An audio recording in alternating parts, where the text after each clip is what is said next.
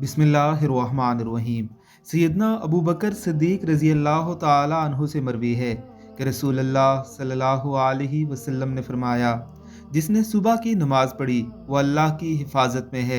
चुनाचा तुम अल्लाह के हिफ्ज़ो अमान के वादे को मत तोड़ो।